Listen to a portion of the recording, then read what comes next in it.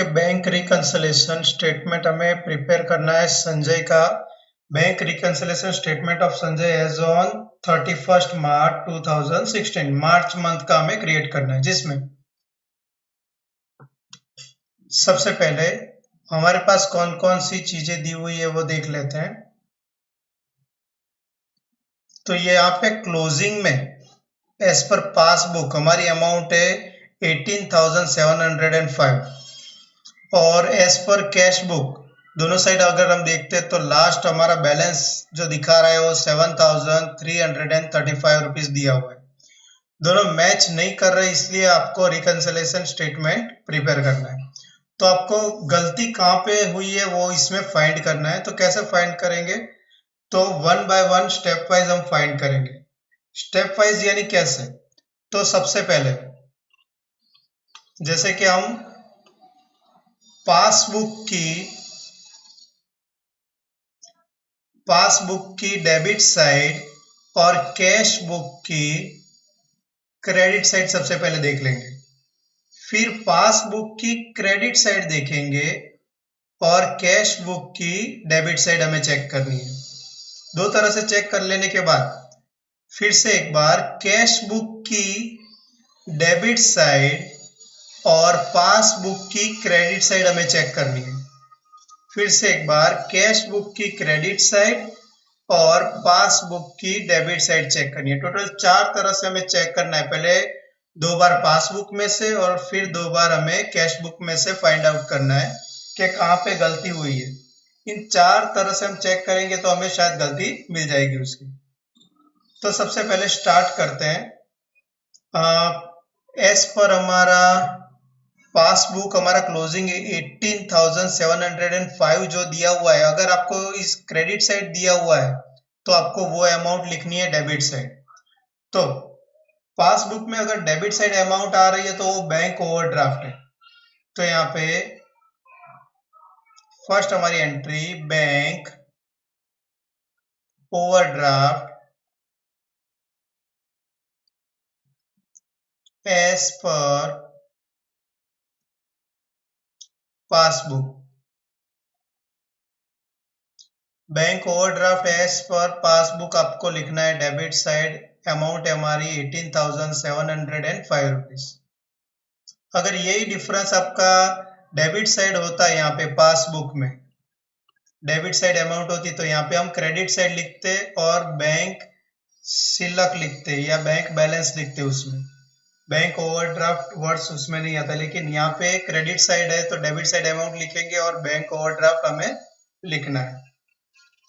अब one by one हम एंट्रियां check करते हैं जिससे पता चलेगा। सबसे पहले हम चेक कर रहे हैं, यहाँ पे लिख के रखता हूं आपको थोड़ा ज्यादा पता चले। सबसे पहले पासबुक की डेबिट साइड और कैश बुक की क्रेडिट साइड चेक कर रहे हैं। तो पासबुक की डेबिट साइड देखो, सबसे पहले पूनम का 750 हमें दिया हुआ है यहाँ पे, और कैश बुक में क्रेडिट साइड पूनम का 750 हमें दिया हुआ है। तो दोनों साइड अगर एंट्री है तो यहाँ पे कोई गलती नहीं आ रही, लेकिन हमारी फर्स्ट एंट्री फर्स्ट ट्रांजेक्शन रह गया bank balance, sorry balance B/D दिया हुआ है हमें 3000 यहाँ पे, जबकि यहाँ पे डेबिट साइड 2970 दिया हुआ है। तो यहाँ पे मार्च की 3 एंट्री है, मार्च फर्स्ट और मार्च फर्स्ट। 2970 में प्लस 90 हम करेंगे यानी 3060 हो जाएगा। 3060 में से 60 अगर हम माइनस करते हैं तो हमारी अमाउंट 3000 इक्वल हो जाएगी। तो ये दोनों हमें प्लस करना है फर्स्ट मार्च का, और उसमें से ये 60 की एंट्री हमें माइनस कर देनी है। तो हमें अमाउंट मिल जाएगी 3000, जो दोनों साइड करेक्ट हो जाती है। यानी ओपनिंग बैलेंस डिफरेंट दिया हुआ है यहाँ पे, लेकिन सेम हो रहा है दोनों साइड। चलो अब यहाँ पे 750 की हमारी फर्स्ट अमाउंट थी, सामने 750 की अमाउंट हमारी पूनम की, दोनों साइड है तो कोई गलती नहीं है। उसके बाद हमारी एंट्री है यहाँ पे डेबिट साइड धर्मेश 1500। तो यहाँ पे क्रेडिट साइड हमें धर्मेश का नाम दिया हुआ है और 1500 की अमाउंट है, यानी यहाँ पे भी कोई गलती नहीं हो रही है। उसके बाद 870 यहाँ पे दिया हुआ है और यहाँ पे अश्विन का 870 क्रेडिट साइड भी वो एंट्री है, तो यहाँ पे भी कोई गलती नहीं है। भारत 15,000 यहाँ पे डेबिट साइड दिया हुआ है हमें, और यहाँ पे क्रेडिट साइड भारत 15,000 दिया हुआ है, यहाँ पे भी कोई गलती नहीं है, तो उसकी एंट्री नहीं होगी। बकुल का 2100 यहाँ पे हमें दिया हुआ है, यहाँ पे बकुल का 2100 दिया हुआ है, तो यहाँ पे भी कोई गलती नहीं है। दलाल का 9000 दिया हुआ है डेबिट साइड, तो यहाँ पे credit side broker words use किया है, लेकिन 9000 की हमें अमाउंट दी हुई है, तो दोनों साइड यहाँ पे भी सेम है, यहाँ पे भी कोई गलती नहीं आ रही। बैंक इंटरेस्ट हमें 60 रुपीज दिया हुआ है डेबिट साइड, लेकिन यहाँ पे क्रेडिट साइड 60 रुपीज की एंट्री कोई नहीं है, 1 मार्च की थी, लेकिन वो तो एडजस्ट हो गई है। बैंक इंटरेस्ट यहाँ पे 60 रुपीज क्रेडिट साइड नहीं दिया हुआ, तो यहाँ पे एक मिस्टेक आ रही है, 60 रुपीज यहाँ पे डेबिट है, लेकिन कैश बुक में कहीं क्रेडिट नहीं हुई, तो इंटरेस्ट जो बैंक ओवरड्राफ्ट का होगा वो डेबिट है, लेकिन क्या नहीं हुआ, तो कैश बुक में वो क्रेडिट नहीं हुआ, तो उसकी एंट्री हमें देनी है। तो यहाँ पे डेबिट है, तो हमें यहाँ क्रेडिट साइड उसकी एंट्री देनी है। तो हमारा first transaction interest on overdraft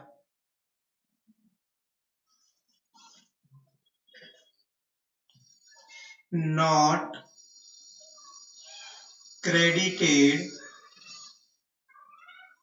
in cash book,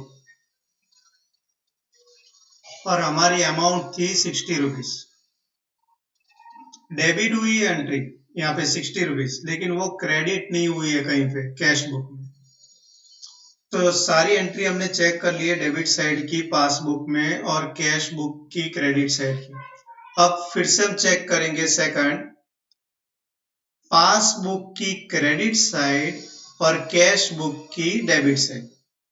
तो ये 3000 की एंट्री तो हमने सबसे पहले सॉल्व कर ली थी। उसके बाद सेकंड 4500 अमेना दिया हुआ है, जो यहाँ पे कैश बुक में डेबिट साइड अमीना 4500 की अमाउंट हमें दी हुई है, तो दोनों साइड एंट्री है, उसमें कोई गलती नहीं आ रही।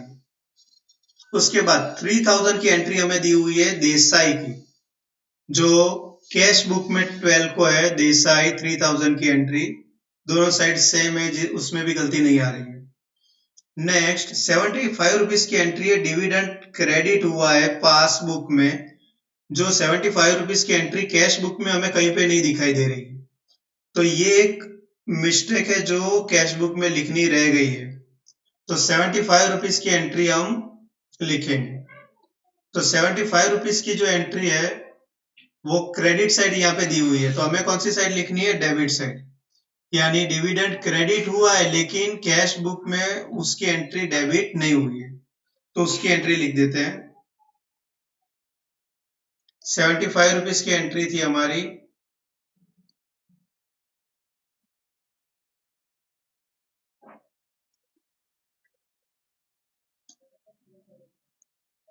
डिविडेंड received but not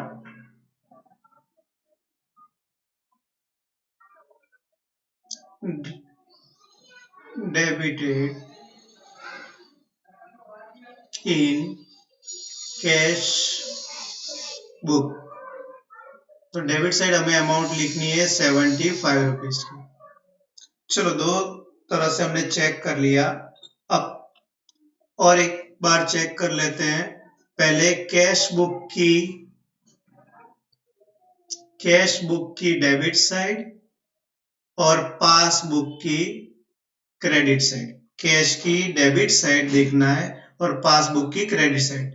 तो कैश बुक की डेबिट साइड हमने फर्स्ट दो एंट्री तो चेक की हुई है, उसके बाद 4500 की एंट्री हमारी हो गई है। अरविंद 7500 की एंट्री है डेबिट साइड, मार्च 6 की, जो यहाँ पे क्रेडिट साइड कहीं पे 7500 की एंट्री नहीं है, तो यहाँ पे एक गलती हमें मिल रही है 7500 जो पासबुक में नहीं की हुई।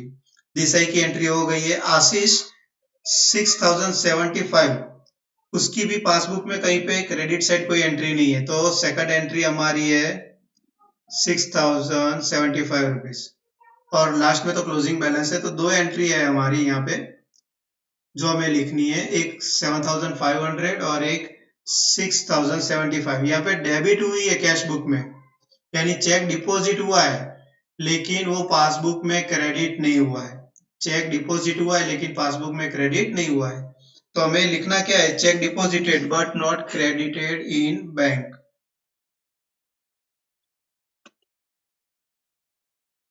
तो थर्ड एंट्री,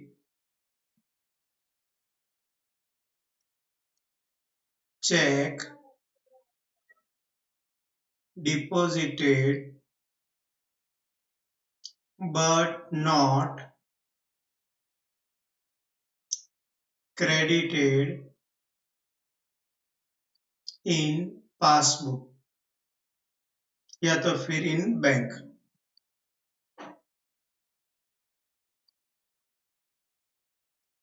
तो हमारे पास टोटल दो अमाउंट थी, उसमें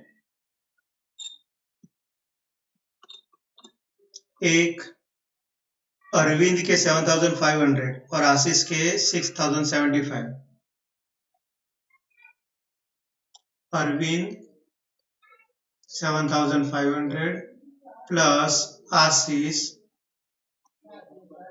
6075, यानी टोटल हमारी अमाउंट हो रही है 13,575।